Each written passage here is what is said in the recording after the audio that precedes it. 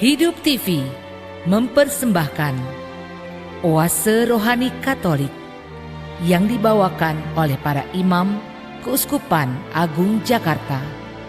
Selamat menyaksikan. Para sahabat Oase Rohani Katolik yang terkasih, apa kabar Anda semua? Senang sekali saya, Angela Puri, dapat mengunjungi Anda dalam acara kita, Oase Rohani Katolik edisi hari ini. Telah hadir bersama saya di studio, narasumber kita, Romo Damian Doraman, OFM Kapusin, atau akrab dipanggil dengan Romo Damian. Selamat datang Romo Damian. Terima kasih Mbak Puri. Para sahabat Oase Rohani Katolik yang terkasih, mari kita buka acara ini dengan doa pembukaan yang dipimpin oleh Romo Damian. Anak-anak yang disayangi Tuhan Yesus, saudari-saudara dan ibu bapa yang terkasih, marilah kita mengawali kegiatan ini dengan berdoa. Dalam nama Bapa dan Putra dan Roh Kudus. Ya Tuhan Allah kami bersyukur kepadamu karena pada hari Sabtu yang pertama sesudah hari Rabu Abu, kami dapat bersua di hadirat-Mu melalui siaran ini. Kami mohon ya Tuhan agar Engkau berkenan membaharui hidup kami melalui firman yang Tuhan yang diwartakan dan juga melalui renungan serta sentuhan dari satu sama lain. Agar pada masa Prapaskah sebagai persiapan kami untuk merayakan Paskah Putra-Mu Yesus Kristus, kami dapat menjadi manusia baru, hidup terus-menerus dikendalikan dan menyesuaikan diri dengan firman-Mu, sehingga kami semua layak disebut anak-anak Allah. Karena itu ya Tuhan, sertailah kami dalam kegiatan ini dan bukalah roh kami pada roh-Mu, agar kami menyatu dengan Dikau dan mudah menerima sapaan dan sentuhan-Mu dengan pengantaran Kristus Tuhan kami. Amin. Atas nama Bapa dan Putra dan Roh Kudus. Amin. Para sahabat Oase Rohani Katolik yang terkasih, pada hari ini saya akan membacakan bacaan dari kitab Yesaya bab 58 ayat 9b sampai 14. Inilah firman Allah. Apabila engkau tidak lagi mengenakan kuk kepada sesamamu dan tidak lagi menunjuk-nunjuk orang dengan jari dan memfitnah. Apabila engkau menyerahkan kepada orang lapar apa yang kau inginkan sendiri dan memuaskan hati orang yang tertindas, maka terangmu akan terbit dalam gelap, dan kegelapanmu akan seperti rembang tengah hari. Tuhan akan menuntun engkau senantiasa, dan akan memuaskan hatimu di tanah yang kering, dan akan membarui kekuatanmu. Engkau akan seperti taman yang diairi dengan baik, dan seperti mata air yang tidak pernah mengecewakan. Engkau akan membangun reruntuhan yang sudah berabad-abad dan akan memperbaiki dasar yang diletakkan oleh banyak keturunan. Engkau akan disebut yang memperbaiki tembok yang tembus, yang membetulkan jalan, supaya tempat itu dapat dihuni. Apabila engkau tidak menginjak-injak hukum Sabat dan tidak melakukan urusanmu pada hari kudusku. Apabila engkau menyebut hari Sabat sebagai hari kenikmatan dan hari kudus Tuhan sebagai hari yang mulia. Apabila engkau menghormatinya dengan tidak menjalankan segala acaramu dan dengan tidak mengurus urusanmu sendiri atau berkata omong kosong, maka engkau akan bersenang-senang karena Tuhan. Aku akan membuat engkau melintasi puncak bukit-bukit di bumi dengan kendaraan kemenangan. Aku akan memberi makan engkau dari milik pusaka Yakub, bapa leluhurmu. Sebab mulut Tuhanlah yang mengatakannya. Demikianlah sabda Tuhan. Syukur kepada Allah. Mazmur tanggapan. Tunjukkanlah kepadaku jalan-Mu ya Tuhan, supaya aku hidup menurut kebenaran-Mu. Tunjukkanlah kepadaku jalan-Mu ya Tuhan, supaya aku hidup menurut kebenaran-Mu. Sendengkanlah telinga-Mu ya Tuhan, jawablah aku, sebab sengsara dan miskinlah aku. Peliharalah nyawaku, sebab aku orang yang Kau kasihi. Selamatkanlah hamba-Mu yang percaya kepadamu. Tunjukkanlah kepadaku jalan-Mu ya Tuhan, supaya aku hidup menurut kebenaran-Mu. Engkau adalah Allahku, kasihanilah aku ya Tuhan, sebab kepadamu-lah aku berseru sepanjang hari. Buatlah jiwa hamba-Mu bersukacita, sebab kepadamu-lah ya Tuhan, ku angkat jiwaku. Tunjukkanlah kepadaku jalan-Mu ya Tuhan, supaya aku hidup menurut kebenaran-Mu. Sebab ya Tuhan, Engkau sungguh baik dan suka mengampuni. Kasih setiamu berlimpah bagi semua orang yang berseru kepadamu. Pasanglah telinga kepada doaku ya Tuhan, dan perhatikanlah suara permohonanku. Tunjukkanlah kepadaku jalan-Mu ya Tuhan, supaya aku hidup menurut kebenaran-Mu. Para sahabat Oase Rohani Katolik yang terkasih, mari kita siapkan hati kita untuk bacaan Injil. Terpujilah Kristus Tuhan, Raja mulia dan kekal. Terpujilah Kristus Tuhan, Raja mulia dan kekal. Aku tidak berkenan akan kematian orang fasik, melainkan akan pertobatannya supaya ia hidup. Terpujilah Kristus Tuhan, Raja mulia dan kekal. Tuhan sertamu. Dan sertamu juga. Inilah Injil Yesus Kristus menurut Lukas. Dimuliakanlah Tuhan.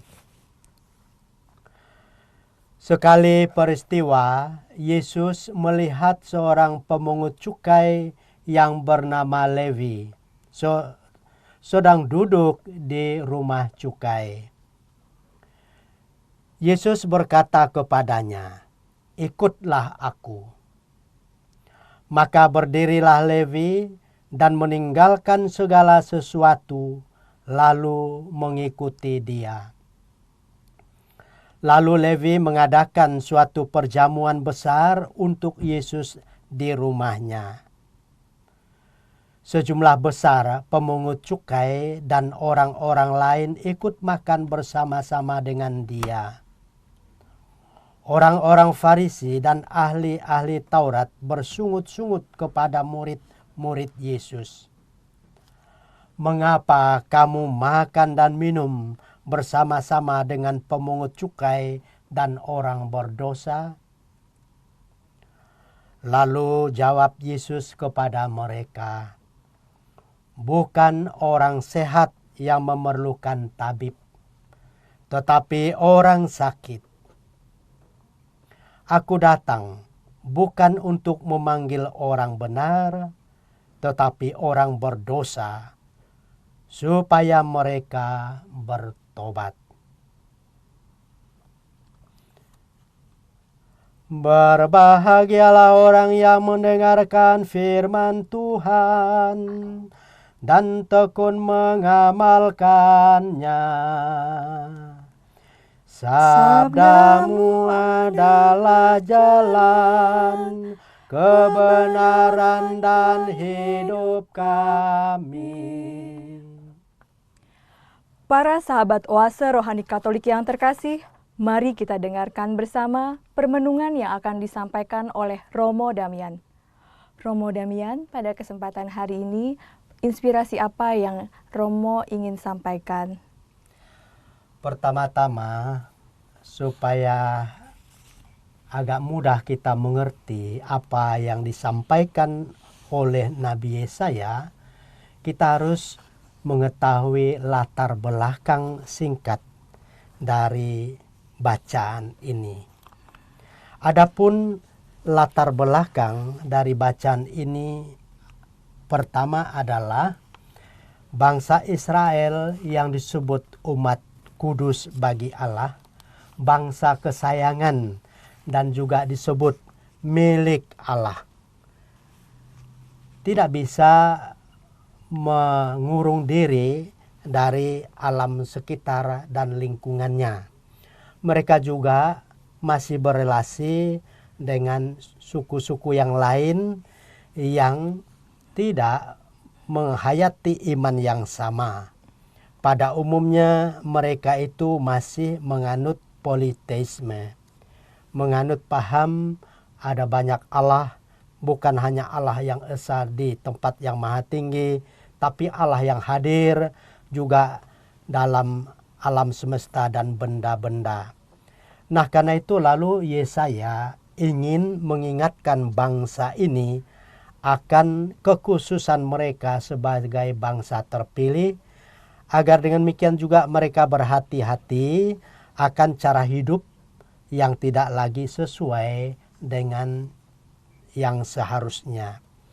Yang kedua, juga barangkali karena pengaruh lingkungan itu dan masyarakat sekitar, lalu di kalangan orang Israel ini telah terjadi pemisahan yang ekstrim, yang tajam antara peribadatan dengan hidup sehari-hari di dalam masyarakat. Di waktu beribadat, mereka menunjukkan sikap saleh, sikap bersahabat, dan juga tunduk kepada Allah sebagai hukum tertinggi untuk mengatur relasi dengan saudara-saudarinya. Tetapi keluar dari peribadatan, mereka menghayati dan melaksanakan cara hidup yang berbeda dari apa yang diungkapkan selama beribadat itu. Ini latar belakang, maka muncul ungkapan-ungkapan yang menuntut perhatian supaya hal-hal itu tidak terjadi, tidak terulangi dalam hidup bangsa terpilih, bangsa yang menyebut dirinya juga sebagai anak kesayangan Allah. Iya, Romo. Nah, ungkapan-ungkapan itu yang menunjukkan ada pemisahan antara peribadatan atau waktu ibadat dengan hidup sehari-hari itu dapat kita temukan dengan kata kuk. Yesaya menegaskan, apabila engkau tidak lagi mengenakan kuk kepada sesamamu dan tidak lagi menunjuk-nunjuk orang dengan jari dan memfitnah, maka engkau laksana matahari yang terbit sehingga terangmu mengusir kegelapan. Yeah. Kita tahu dari kata-kata Yesus sendiri, ya, marilah kamu yang datanglah kepadaku, kamu yang memikul beban berat, aku hendak memberikan kelegaan kepadamu. Beban berat atau kuk itu bisa saja beban rohani, dosa, tetapi juga beban yang dimunculkan atau ditimpakan orang lain kepada sesamanya. Beban yang tidak perlu, beban sosial yang seharusnya sudah terluput karena mereka sama-sama anak Allah. Di rumah ibadah, mereka semua merasa diri satu sebagai anak kesayangan Allah. Tetapi tampaknya keluar dari tempat peribadatan, mereka mulai melihat sesamanya bukan lagi sebagai anak Allah, tetapi kerap kali sebagai pesaing, bahkan juga sebagai musuh. Karena itu mereka tidak segan-segan lalu menunjuk-nunjuk kesalahan orang lain, dan bukan hanya menunjuk-nunjuk kesalahan yang telah terjadi, bahkan kerap kali menfitnah. Maka kata-kata pujian, kata-kata doa, kata-kata permohonan di hadirat Allah itu juga hendaknya menyambung dalam hidup sehari-hari. Rasa persatuan, kekompakan dan persaudaraan selama beribadah itu juga harus dibawa keluar dalam hidup sehari-hari. Tidak ada lagi lawan, tidak ada lagi musuh, tidak ada lagi orang yang harus dijatuhkan dengan menimpakan beban atau kuk atau memfitnah mereka. Nah, ini kata-kata yang menunjukkan bahwa ada pemisahan antara kesalehan dalam peribadatan dengan cara hidup sehari-hari. Lalu kalau seorang beriman menurut Yesaya, seorang yang sudah disebut anak kesayangan Allah, dapat melepaskan diri dari kebiasaan buruk atau tabiat buruk itu, ya, menimpakan beban, memberikan beban pada orang lain, tidak membesar-besarkan kesalahan orang atau memfitnahnya, maka otomatis mereka ini sudah menjadi terang. Mereka membawa kebaikan, mereka tampil beda dengan orang-orang yang hanya melihat kekurangan orang lain. Lalu dengan demikian juga menurut Yesaya, orang tersebut akan berubah, ya, menjadi pribadi yang menyenangkan, pribadi yang menyejukkan, pribadi yang menebarkan pesona penuh positif, aura positif dan segala kebaikan, dan itu dikiaskan dengan air atau mata air. Siapa di antara kita yang dapat hidup tanpa air? Tidak ada. Kita bisa menahan diri untuk tidak makan 1 hari, tetapi tidak ada seorang pun dari antara kita mampu menahan diri tidak minum dalam misalnya 1 jam. Karena kalau demikian kita akan dehidrasi, pingsan, dan terjadi hal-hal yang buruk. Maka kebaikan itu diibaratkan juga dengan air yang menyejukkan. Orang baik dikiaskan oleh Yesaya sebagai mata air yang membawa kesejukan bagi lingkungannya.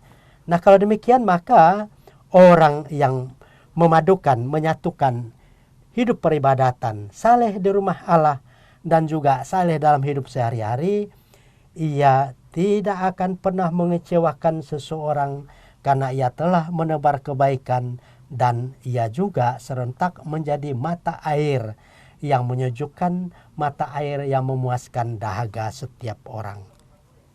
Iya Romo, Romo sudah jelaskan untuk yang terangmu akan terbit dalam gelap, yang mungkin hampir sama dengan kegelapanmu yang akan seperti rembang tengah hari ya Romo ya. Selain itu untuk makna khusus yang lainnya itu seperti yang memperbaiki tembok yang tembus dan membetulkan jalan, sebenarnya maksud apa ya Romo ya dalam kalimat itu? Nah, ini juga harus dilihat dalam konteks peribadatan itu. Ketika mereka masuk tempat peribadatan, konkretnya di Bait Allah, mereka merasa diri sebagai satu kawanan. Saudara, bersaudara akan satu sama lain. Tidak ada lagi pengkotakan, tidak ada lagi pembedaan, tidak ada lagi pemisahan karena profesi atau karena usia atau karena apapun. Mereka bersatu sebagai anak Allah. Tetapi rupanya selesai ibadah, mereka kembali lagi pada cara hidup yang terkotak-kotak. Baik oleh usia, baik karena profesi, baik karena kebiasaan-kebiasaan tertentu. Maka Yesaya menyerukan supaya peribadatan itu menjadi tonggak awal untuk menghapuskan segala pemisah itu. Kita tahu kan tembok atau dinding.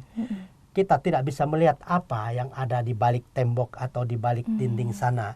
Tetapi kalau tembok itu dirubuhkan, semua di balik sana menjadi terang benderang. Siapa yang ada di balik sana juga akan kelihatan.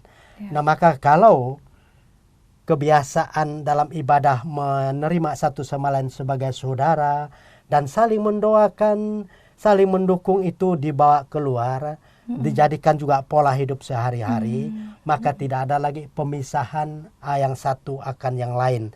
Dengan sendirinya tembok itu menjadi runtuh dan orang bisa memandang dengan bebas satu sama lain, melihat siapa yang membutuhkan pertolongan, siapa yang membutuhkan dukungan, siapa yang membutuhkan teman. Jadi sih akhirnya segala sesuatu itu orang satu sama lain bisa tampak, dan begitu kita sungguh menjadi, mereka akan menjadi dekat akan satu sama lain. Tidak ada lagi pemisah, ya. Iya. Jadi untuk yang perikop ini dalam kitab Yesaya, apa pesan Allah dalam firman yang disampaikan Nabi Yesaya ini yang cukup relevan pada zaman ini, Romo? Pada zaman ini kita mengalami kerap kali juga hidup kita di dalam masyarakat terkotak-kotak, ya. Dikondisikan kadang terkotak-kotak itu baik karena usia, maka kelompok misalnya lansia cenderung memisahkan diri dari yang muda karena merasa yang muda itu hanya gaduh saja. Sebaliknya yang muda cenderung juga mengelompok, tidak mau membaur dengan lansia karena merasa mereka itu sudah ketinggalan zaman. Tetapi juga di dalam masyarakat kerap kali orang mengelompok karena perbedaan profesi.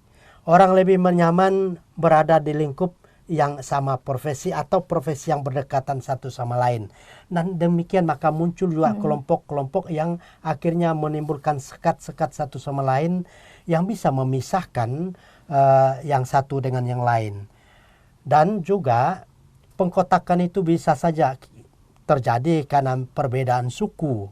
Nah, kita ini hidup di Indonesia yang terdiri dari begitu banyak suku. Ya, ini pasti ada maksud Tuhan Allah dengan perbedaan yang begitu banyak ini. Maksudnya ialah Allah ingin menunjukkan kepada dunia bahwa di Indonesia Ia menciptakan orang beragam, dan dengan itu Allah menunjukkan keesaannya, kekuasaannya. Tetapi kerap kali malah perbedaan dari suku ini diperbesar, dieksploitasi untuk memecah belah. Atau juga kita hidup ya dalam bangsa dan masyarakat kita yang mengenal ada beberapa agama. Agama mestinya mendekatkan orang kepada Allah.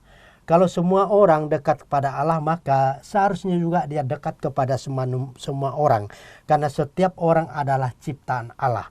Tetapi kerap kali agama pun dijadikan alasan untuk memisahkan diri dari yang lain, untuk menyatakan diri lebih terpandang dan lebih kudus daripada yang lain. Maka dengan itu juga lalu kotak-kotak itu, pemisah-pemisah itu dirawat terus-menerus yang membuat kita sulit hidup bebas dan nyaman dalam masyarakat, dan juga sulit sungguh-sungguh untuk menggalang persatuan dan kesatuan sebagai bangsa. Ini relevansi dari seruan Yesaya ini antara lain untuk kita, masyarakat kita dan gereja kita. Iya. Selain itu Romo, kalau kita lihat itu banyak sekali berkat-berkat Allah bagi kita jika kita mau menaati perintahnya. Jadi bagaimana kita sebaiknya mempraktekannya dalam kehidupan sehari-hari gitu. Nah, dari bacaan ini, dari kitab Yesaya ini, kita mudah sekali ya menarik beberapa hal yang menurut kita baik secara pribadi maupun kelompok menjadi prioritas. Karena seruan ini mungkin tidak bisa kita laksanakan secara serempak. Maka kita perlu menguji di mana yang sekarang yang sangat lemah. Maka pada titik sangat lemah itulah kita mulai mengubah diri. Misalnya kalau kita memiliki kebiasaan suka menimpakan hal-hal atau masalah kepada orang lain dan senang melihat orang lain menderita. Dan bahkan kita bisa merasa bahagia hidup di atas penderitaan orang lain, maka ini saatnya kita mengubah diri. Karena ini pasti tidak berkenan kepada Allah, dan inilah salah satu sisi hidup yang ditegur oleh Yesaya. Atau ya barangkali kalau kita meninjau hari-hari yang lampau, ada yang terlalu mudah menyalahkan orang lain. Melihat orang lain dari segi kekurangan, kelemahan, maka hidup penuh dengan kritik pedas, kata-kata kasar. Maka pada saat ini Yesaya meminta kita untuk memilih kata-kata yang menyejukkan hati, kata-kata dan ungkapan yang santun, sehingga dengan demikian kita juga menjadi terang, ya, menjadi juga air yang menyejukkan bagi setiap orang. Mungkin kiranya jauhlah dari kita kebiasaan menfitnah, tetapi bukan mustahil juga itu terjadi. Fitnah itu mematikan, sebab orang yang difitnah akan merasa sulit bergerak lagi karena ia merasa dirinya diawasi dan dibatasi. Maka kerap kali fitnah itu mematikan karir orang dan mengganggu masa depannya. Nah, kalau kita pernah juga menfitnah dan barangkali punya kecenderungan untuk menfitnah orang, ini seruan Yesaya ini menjadi relevan supaya kita menutup mulut, ya, menyumbat hati berkenaan dengan keinginan-keinginan untuk menfitnah orang lain. Jadi sangat relevan untuk kita dewasa ini. Iya, baik Romo Damian, kita harus akhiri dulu sesi ini di sini. Nanti kita akan lanjutkan lagi perbincangan kita. Para sahabat Oase Rohani Katolik yang terkasih, kami masih akan kembali lagi. Jangan kemana-mana, tetaplah bersama kami. Hidup TV mempersembahkan Oase Rohani Katolik yang dibawakan oleh para imam Keuskupan Agung Jakarta. Selamat menyaksikan. Para sahabat Oase Rohani Katolik yang terkasih, terima kasih masih bersama dengan kami di acara Oase Rohani Katolik edisi hari ini. Masih bersama dengan Romo Damian Doraman OFM Kapusin dan saya Angela Puri. Bagi Anda yang ingin menyampaikan pertanyaan, kami persilahkan untuk menghubungi kami di nomor HP 0882 9019 0900 atau melalui alamat email kami di orkkaj@yahoo.com. Mari kita lanjutkan perbincangan kita.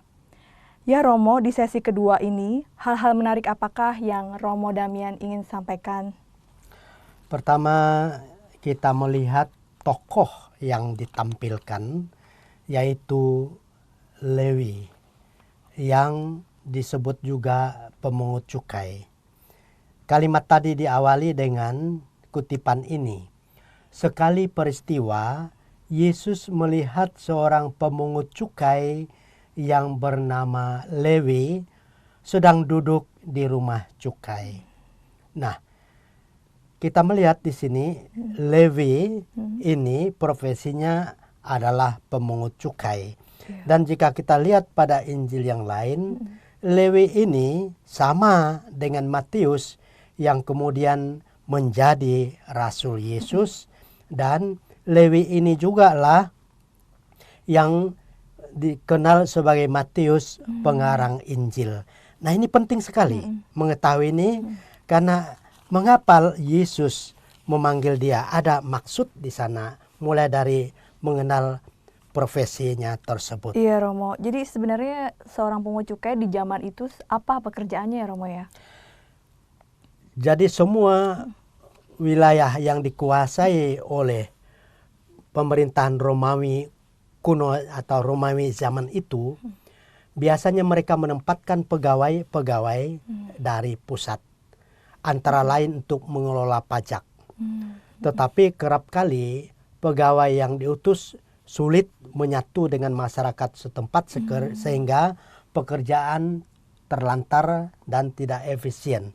Nah, karena itu lalu penguasa, ya, Kaisar Romawi mengubah taktik. Ia lalu mengangkat orang lokal untuk menangani pekerjaan-pekerjaan, terutama pekerjaan-pekerjaan yang sulit, yaitu berkenaan dengan pajak. Nah, maka Lewi ini adalah orang setempat yang diangkat oleh pemerintah Romawi untuk memungut pajak, dengan harapan ia bisa berinteraksi lebih cepat dan lebih cekatan dengan penduduk setempat. Pada zaman itu dikenal 3 jenis pajak. Ya. Pajak pertama yang disebut tributum capitis, yaitu pajak yang dikenakan kepada setiap orang, laki-laki atau perempuan yang berusia produktif. Usia mulai 12 tahun sampai dengan 65 tahun. Jadi setiap orang yang berusia 12 sampai 65 tahun wajib membayar pajak. Nah, kemudian ada pajak tanah. Ya, pajak tanah. Cara menghitungnya ialah ya kadang-kadang misalnya 1/10 dari hasil panen saat itu atau 1/12. Maka waktu panen harus dikontrol dan dipastikan berapa jumlah, lalu dari sana ditarik pajak. Kemudian ada pajak dari barang-barang yang pengangkutannya melalui misalnya laut atau memakai transportasi. Ya, seperti misalnya pakaian, makanan, kerajinan, bahkan sampai budak yang didatangkan dari wilayah lain pun dikenakan pajak. Di samping kedua jenis pajak ini, ya setiap orang Yahudi diwajibkan juga membayar pajak Bait Allah untuk kelangsungan ibadah dan juga pemeliharaan Bait Allah. Dan pajak itu disetor ke Yerusalem. Nah, ini jadi pandainya, pintarnya pemerintah Romawi kuno itu menempatkan Levi ini menjadi pemungut pajak supaya ia bisa mengenal dengan baik potensi setempat dan semua orang tidak bisa, semua wajib pajak tidak bisa berkelit. Ini. Iya. Lalu Romo, mengapa Yesus memanggil Lewi? Nah, ini menarik pertanyaannya. Mengapa Yesus memanggil Levi? Pertama, pekerjaan memungut pajak ya pada saat itu sudah dilihat sebagai pekerjaan yang penuh dengan skandal. Mengapa? Pajak tidak bisa ditawar-tawar. Berapa yang dituntut hukum orang harus bayar. Dan semua pajak itu disetor ke pemerintah pusat di Roma.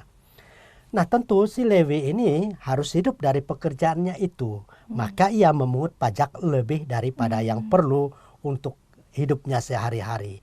Maka di sana ada masalah. Satu, orang setempat merasa ini sesama kok jadi memeras. Ya. Kedua, pekerjaan sebagai pemungut pajak itu juga dilihat sebagai pekerjaan yang penuh dengan skandal. Maka Yesus memanggil Matius atau si Lewi ini supaya beralih profesi ya, pada profesi yang lebih terpandang, yang lebih nyaman, yang tidak memisahkan dia dari suku bangsanya. Iya Romo, tapi yang menarik lagi Lewi langsung mau mengikuti Yesus, mau menerima ajakan Yesus gitu. Tampaknya Lewi ini serba problematik. Mau meninggalkan profesi sebagai pemungut pajak, lalu mau kerja apa? Melanjutkan pekerjaan itu juga ia telah menerima cibiran dan mendengar cemoohan dari bangsanya sendiri. Jadi serba bingung. Mau pergi atau alih profesi tidak ada, mau lanjutkan juga dia serba sulit. Maka ketika ia mendengar Yesus, mari ikuti aku, ini Levi ini cerdik. Ia tidak mau menyia-nyiakan kesempatan. Kalau Yesus katakan mari ikutilah aku, ia mengerti bahwa ia akan menerima pekerjaan baru, maka bisa beralih profesi. Itu makanya ia tidak mempertimbangkan lagi ajakan itu. Karena sudah lama ia sebenarnya menginginkan untuk beralih profesi, tetapi tidak tahu mau memulai dengan apa dan kapan. Nah ini Yesus berkata, mari ikuti aku, inilah saat yang tepat baginya untuk beralih profesi. Iya, dia berarti pintar membaca kesempatan yang ditawarkan oleh Yesus. Orang cerdik, jadi dia lihat ada peluang yang lebih baik, dia nikmati itu. Dan jangan lupa, yang meminta itu, yang mengajak ialah Yesus. Kalau ia anak Allah, pasti ia akan sediakan sesuatu yang terbaik. Tidak akan mencederainya, tidak akan membuatnya terpuruk. Maka ia ikuti. Ya. Apa kata Tuhan, ia ikuti. Mungkin sudah terdengar beritanya bahwa Yesus itu orang yang sangat hebat gitu di dalam masyarakat mereka, sehingga Lewi sudah langsung mau mengikutinya gitu. Kalau kita lihat perikop ini adalah perikop dari bagian Yesus memanggil murid-muridnya. Sebelum Yesus memanggil murid-muridnya, ia sudah tampil berulang kali di depan publik. Antara lain di samping mengajar, ia juga telah melakukan mukjizat-mukjizat, misalnya menyembuhkan orang sakit, memberi makan kepada orang lapar, bahkan ya juga ya mukjizat penggandaan roti. Maka mendengar semua itu dan menyaksikan ini, saya sangka juga Matius dalam hal ini ada pikiran manusiawinya, ia akan merasa masa depannya lebih baik lagi daripada sebelumnya. Iya, setelah Lewi mengikutinya, dia mengadakan perjamuan besar untuk Yesus. Lalu mengapa Yesus mau hadir dalam perjamuan bersama Lewi dan teman-temannya dalam perjamuan, sedangkan teman-temannya itu adalah pungut cukai? Jadi kiranya ada dua hal yang patut kita catat di sana. Pertama, Lewi mau mengadakan perjamuan karena ia senang. Kalau ia sedih, apalagi harus meninggalkan profesi yang sudah nyaman dan tidak melihat ada sesuatu yang menjanjikan, ngapain mengadakan perjamuan? Ya? Jadi meninggalkan perjamuan itu ia karena bersuka cita. Ia merasa ini kesempatan mulai sesuatu yang baru, goodbye pada cara hidup lama, selamat tinggal cara hidup yang dicaci dan dicela orang. Sekarang ia mulai tonggak baru. Maka ia mau ya merayakan kehidupan, merayakan kemenangan, merayakan sukacita, merayakan juga harapan yang akan yang disongsongnya. Ini satu. Kedua, pertanyaan tadi, mengapa Yesus mau menerima ajakan atau undangan itu? Itu konsekuensi dari Yesus memanggil ya Lewi ini, mari ikuti aku. Berarti Yesus menerima Lewi itu apa adanya, termasuk sejarah kelamnya, termasuk juga kegagalannya di masa lampau. Sekarang ketika ia kata mari ikuti aku, ia tidak mengingat segala yang terjadi dahulu, ia mulai juga yang baru dan menerima Lewi ini sepenuhnya sebagai rekan kerjanya. Makanya ia mau menerima undangan itu. Lalu tentulah ya, dengan siapalah seseorang akan lebih mudah menebarkan undangan, ialah dengan kawan-kawan seprofesinya. Jadi Matius tampaknya juga di samping bersuka cita, ya, ia mau mengadakan perpisahan, ya, pesta perpisahan dengan teman-temannya karena ia tidak lagi masuk kantor, ia resign, ya, ia mulai sesuatu yang baru. Nah, selamat tinggal, kalian teruskan pekerjaan, saya memulai sesuatu yang baru. Jadi perjamuan ini juga tampaknya adalah perjamuan perpisahan Lewi dengan teman-temannya pemungut cukai. Itu. Iya, Romo. Dari perikop ini, teladan apa yang dapat kita ambil dari sikap Yesus? Nah, pertama, kita lihat Yesus mengerti bahwa Matius atau Lewi ini sudah lama merasa teraniaya, terperangkap oleh pekerjaannya yang sudah dipandang oleh masyarakatnya penuh dengan skandal. Nah, tetapi sekali lagi Matius tidak bisa keluar dari perangkap itu. Yesus mengetahui penderitaan hebat dalam batin Matius. Maka sebenarnya tampaknya ada banyak pilihan, tetapi yang satu ini menjadi prioritas.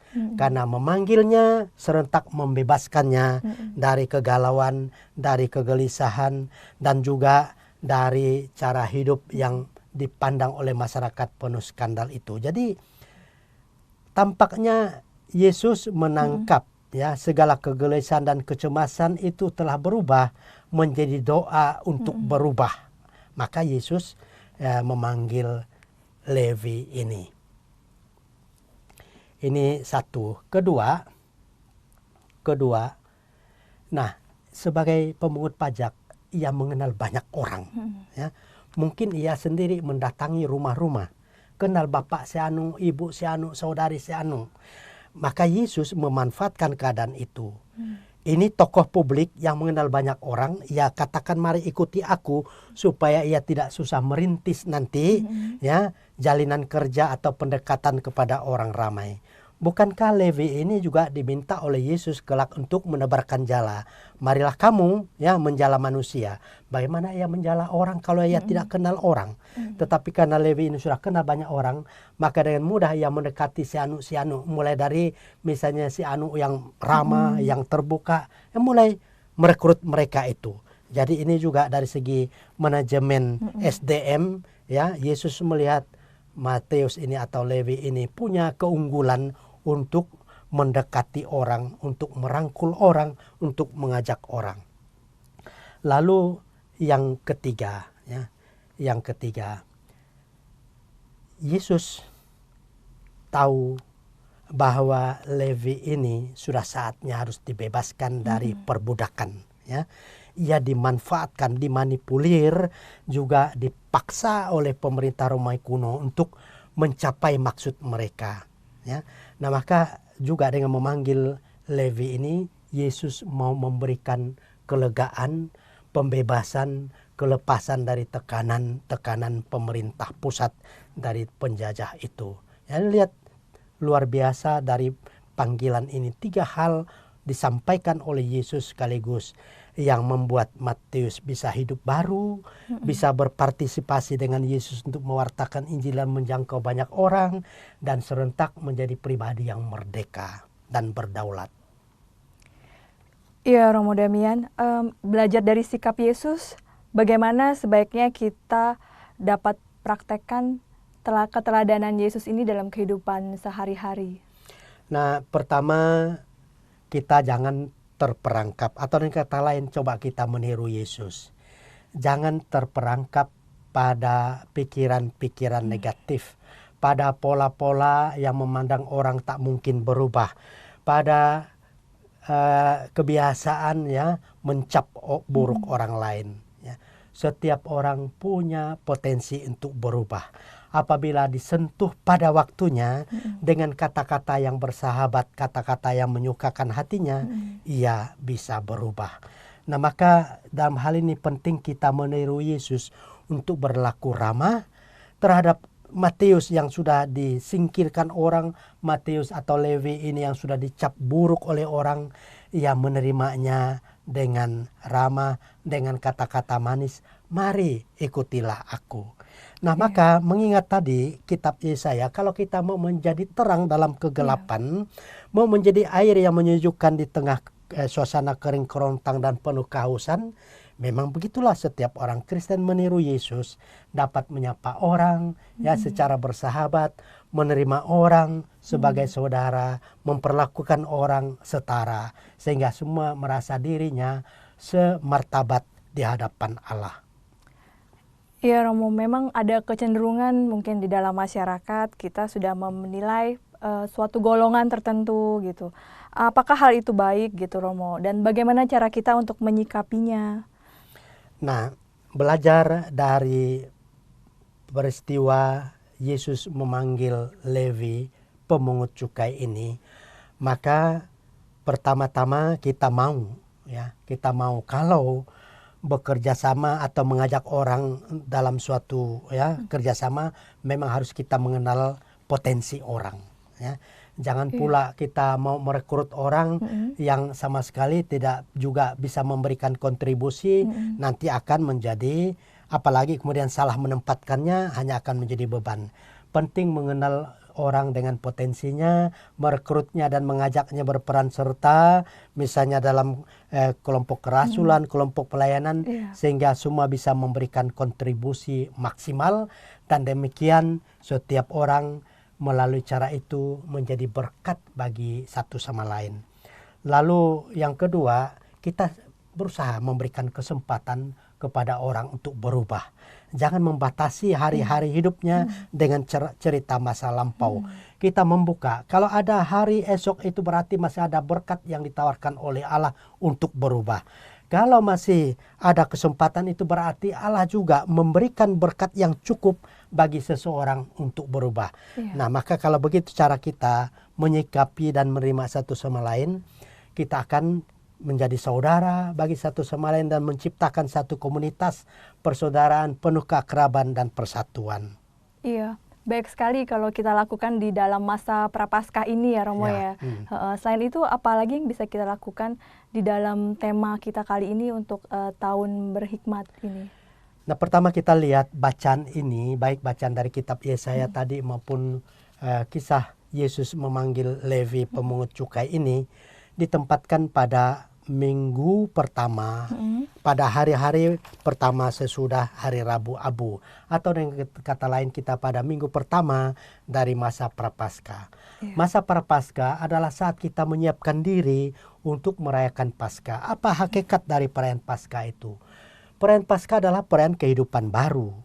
Yesus bangkit, maka pola itu juga kita inginkan jadi pola hidup kita berubah, ya, bertransformasi menjadi manusia yang manusiawi serentak manusia ilahi, ya, manusia yang dipandu oleh Allah sehingga berkhidmat.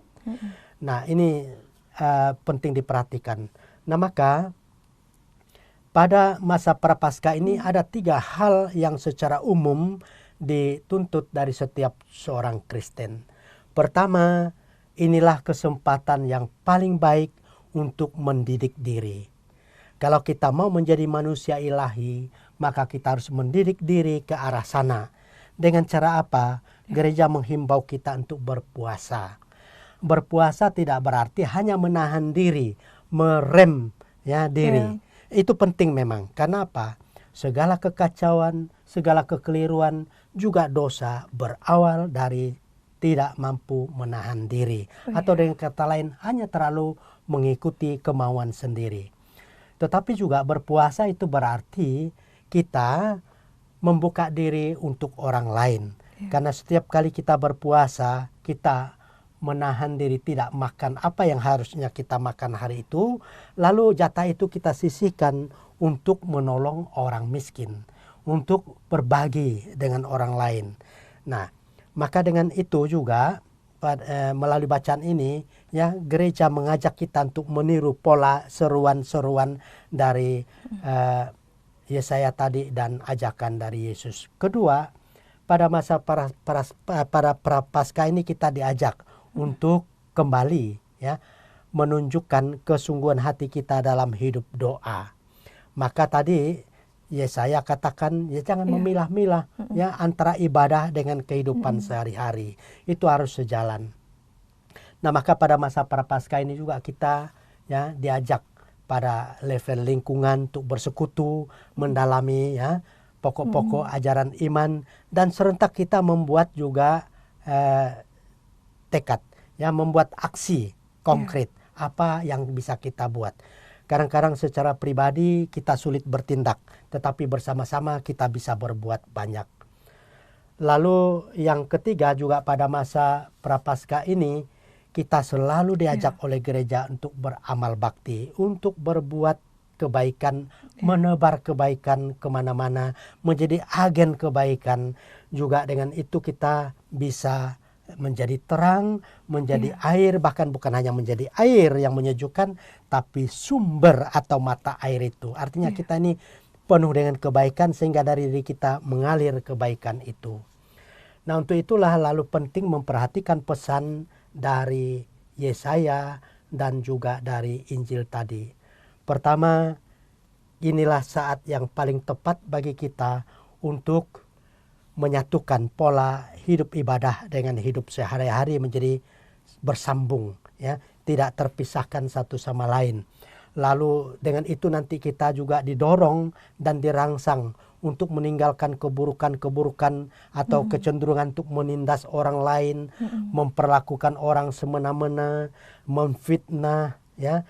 Lalu dengan cara itu juga kita mulai membentuk cara hidup yang berhikmat. Karena kita dipandu oleh firman Allah, maka setiap orang akan menjadi lebih bermartabat. Misalnya, ya, kita membangun persaudaraan. Ya, dalam hal ini misalnya Santo Fransiskus dari Assisi, ya, punya ambisi yang luar biasa. Ia ingin membentuk komunitas, ya, persaudaraan sejati. Be a brother for all. Bersaudara tidak hanya dengan sesama manusia, tetapi harus juga berdamai dengan alam ciptaan, dengan tumbuh-tumbuhan dan hewan. Jadi terbentuk persaudaraan kosmis. Nah, ini yang penting juga kita kelola, ya kita kembangkan pada masa Prapaskah ini. Kedua, tentu baiklah ini saat yang tepat untuk menimbang, ya profesi-profesi yang jelas, ya menimbulkan skandal. Saatnya harus berani kita lepaskan. Dan kalau masih bingung, mintalah kepada Tuhan. Tuhan, tolong tunjukkan profesi apa kiranya yang lebih terhormat di hadapanmu dan juga terpandang di masyarakat. Masa akan Tuhan lalu membuka keran, ya petunjuk ilahinya atau membuka keran rezeki. Penting sekali kita memulai hidup baru, ya melepaskan segala hal yang berbau skandal itu. Nah, lalu juga kita perhatikan pada malam Paskah kita membaharui janji baptis, ya. Kita menyangkal setan dan mengakui keesaan Allah Tritunggal Maha Kudus. Maka penyangkalan setan itu, kuasa kegelapan itu juga berawal tahap demi tahap, hari demi hari, dipandu oleh firman Allah dengan menghindarkan seruan-seruan yang tidak cocok lagi dijadikan gaya hidup Kristen tadi, seperti memberikan kuk atau menimpakan beban kepada orang lain, menfitnah orang lain, menjelek-jelekkan orang lain, ya. Tetapi sebaliknya berusaha menjadi pribadi yang menyenangkan, pribadi yang menyejukkan, pribadi yang bersahabat, ya. Sehingga dengan demikian kita juga sudah berubah dan akan lebih berubah lagi pada malam Paskah saat kita membaharui janji baptis kita. Nah, maka memang sebenarnya bacaan-bacaan ini yang ditempatkan pada masa Prapaskah ini mengajak kita untuk berubah terus-menerus, ya. Kita ini menghayati hidup, ya, dalam pertobatan berkelanjutan. Ini beberapa pokok pikiran yang patut dikembangkan dalam masa Prapaskah berkaitan dengan bacaan hari ini. Iya, Romo. Waktu kita sudah tidak banyak lagi. Ada hal-hal yang masih ingin disampaikan, mungkin kesimpulan? Umat beriman yang dikasihi Tuhan Yesus Kristus, kita tidak dapat merayakan Paskah dengan cara hidup lama, penuh dengan kebengisan, kekacauan, ketidaksopanan, dan ketidakadilan. Yesaya mengajak kita berubah, meninggalkan hal-hal yang bisa mencederai atau melukai sesama kita, yang serentak juga lalu melukai diri sendiri. Nah, karena itu penting lalu kita perhatikan seruan dari Yesaya. Pertama-tama kita semua berambisi dan membangun ambisi untuk menjadi pribadi yang seperti disuruhkan oleh Yesus. Kamulah terang dunia, kamulah garam dunia. Ini saat yang tepat kita berusaha menegaskan sikap kita untuk menjadi terang dan garam dunia. Lalu ini juga kesempatan yang paling baik untuk kita menjadi pribadi yang menyejukkan, yang dikiaskan oleh Yesaya tadi dengan air atau bahkan mata air yang menyejukkan. Maka setiap orang yang berubah, yang berusaha hidup berhikmat karena firman Allah, ya otomatis ya akan menjadi orang yang menyejukkan, yang dapat diibaratkan dengan air yang menyejukkan semua dahaga orang yang rindu akan kemurahan, belas kasihan, persahabatan, kerukunan, kedamaian, dan ketentraman. Lalu inilah saat yang paling tepat juga untuk kita melihat diri, mengoreksi diri. Kalau memang ini kita minta pada Tuhan Yesus untuk mengambil sikap yang tegas, berubah total dari kebiasaan-kebiasaan buruk. Levi tanpa memikir panjang, ya segera meninggalkan profesinya karena ia tahu tidak baik, penuh dengan skandal. Ia mulai mengikuti Yesus. Apapun yang akan terjadi, ia tidak persoalkan. Karena ia percaya kepada Yesus. Kalau Yesus katakan, mari ikuti aku, yang terbaik akan diberikan oleh Yesus kepadanya. Nah, maka juga seruan-seruan baik doa dan suasana pada masa Prapaskah ini adalah seruan-seruan ilahi yang kalau kita ikuti, kita juga akan berbahagia seperti Levi. Iya, Romo, terima kasih sekali atas perbincangan kita hari ini. Para sahabat Oase Rohani Katolik yang terkasih, sayang waktu juga yang membatasi kita. Ada baiknya acara ini kita tutup dengan doa dan berkat melalui Romo Damian. Marilah berdoa. Dalam nama Bapa dan Putra dan Roh Kudus.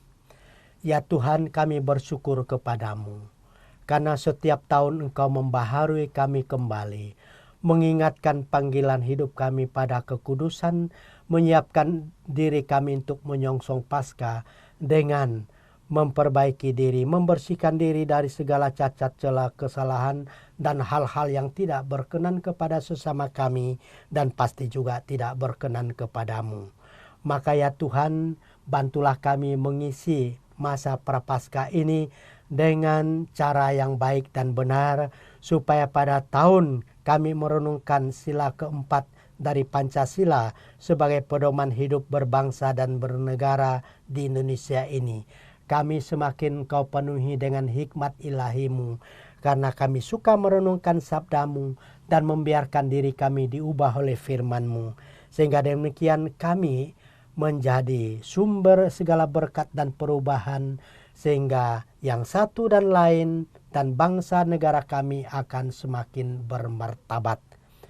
Semua ini kami mohonkan dengan pengantaran Kristus Tuhan kami. Amin.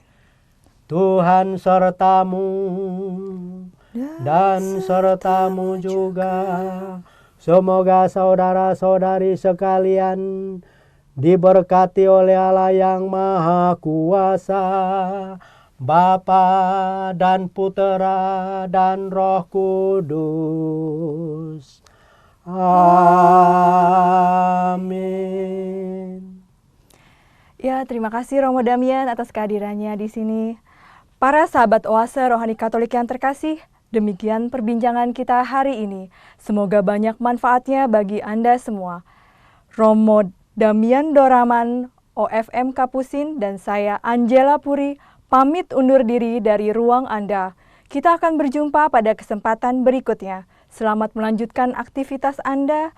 Mari amalkan Pancasila. Kita berhikmat, bangsa bermartabat. Demikianlah Oase Rohani Katolik yang dibawakan oleh para imam Keuskupan Agung Jakarta. Tuhan memberkati.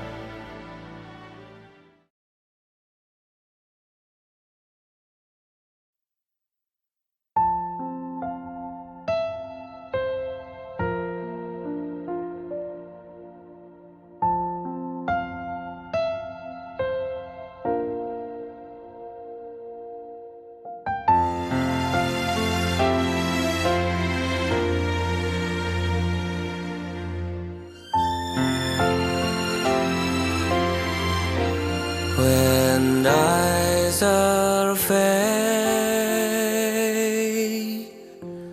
the wondrous cross on which the Prince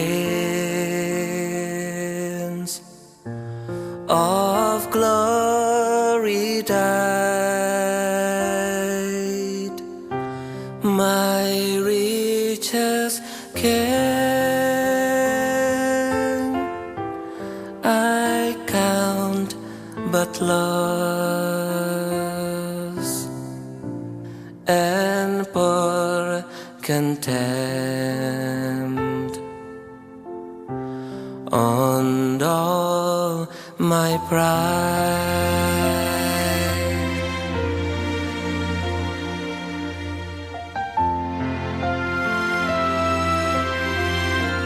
Forbid it, Lord, that I should boast, save in the death of Christ my God. All the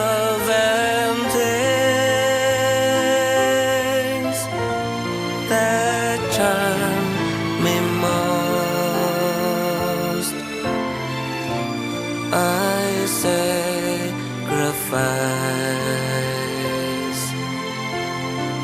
them to His blood. from his head, his hands, his feet. Sorrow